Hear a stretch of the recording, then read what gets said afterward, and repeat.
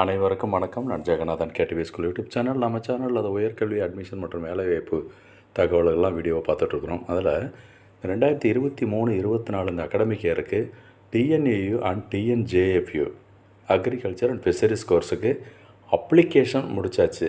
Time over. அடுத்து என்ன நடக்கும், என்ன எதிர்பார்க்கணும், நாம் என்ன பண்ணணும் அப்படிங்கிற விளக்கம் அந்த வீடியோவில் பார்ப்போம். இதுவரை நம்ம சேனலை சப்ஸ்கிரைப் பண்ணலாம் பண்ணி வைங்க. இந்த தகவல் எல்லாம் ஃப்ரெண்ட்ஸோட ஷேர் அண்ட் லைக் பண்ணுங்கள். மறக்காமல் அந்த ஆல் நோட்டிஃபிகேஷன் பெல் பட்டனையும் ஆன் பண்ணி வைங்க.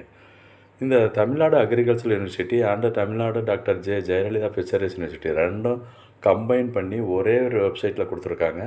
ஸோ இதில் வந்து அப்ளிகேஷன் வந்து நீங்கள் 3 ஆப்ஷன் கொடுத்துருக்கிறது.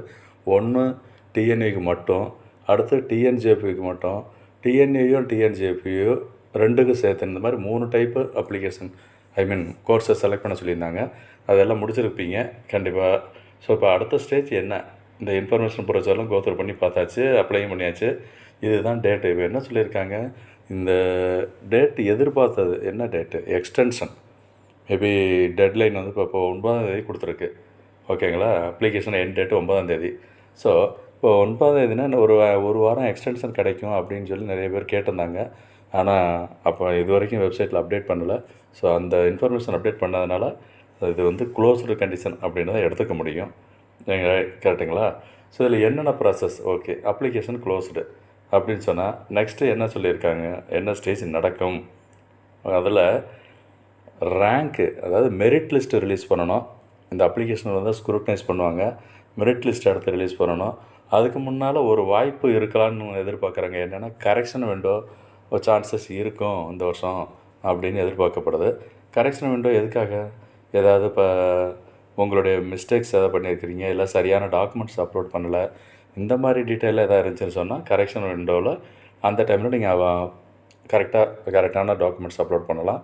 ப்ளஸ் இந்த காலேஜ் கோர்ஸ் ப்ரிஃபரன்சஸ் ஏதாவது சேஞ்ச் பண்ணுறதா இருந்தால் கூட அதையும் நீங்கள் மாற்றிக்கலாம். ஸோ இது ஒரு கரெக்ஷன் விண்டோ இந்த தடவை ஓப்பன் பண்ணுறதுக்கு வாய்ப்புகள் இருக்குது. அதனால் எப்போ ஓப்பன் ஆகும் அப்படிங்கிறது இப்போ தெரியலை.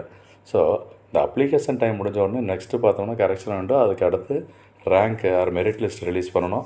அதுக்கு அடுத்தாப்புல தான் உங்களுக்கு இந்த நம்பர் மெரிட் லிஸ்ட்டு கொடுத்துட்டாங்கன்னா counselling schedule, rank range, TNA பொறுத்த வரைக்கும் ரேங்க் ரேஞ்சு ஒன்று ரிலீஸ் பண்ணுவாங்க.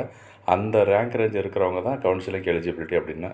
டிஎன்ஜேஎஃப்யூ எப்படிங்கிறது நம்ம அடுத்தடுத்த வீடியோவில் வரும் இன்ஃபர்மேஷன், அது பார்த்துக்கலாம். ஸோ இப்போ இந்த மாதிரி தகவலாம் தொடர்ந்து கேட்கணுன்னா நம்ம சேனலை சப்ஸ்கிரைப் பண்ணியிருக்கணும். அதோட ஆல் நோட்டிஃபிகேஷனே ஆல் பண்ணி வச்சுருந்தீங்கன்னா இந்த உடனுக்குடனே உங்களுக்கு தகவல் சேரும். ஏன்னா அந்த கவுன்சிலிங் ப்ராசஸ் நடக்கிறதுனால அடுத்தடுத்த தகவல் இமீடியட்டாக ரிலீஸ் பண்ணிகிட்டே இருப்பேன்.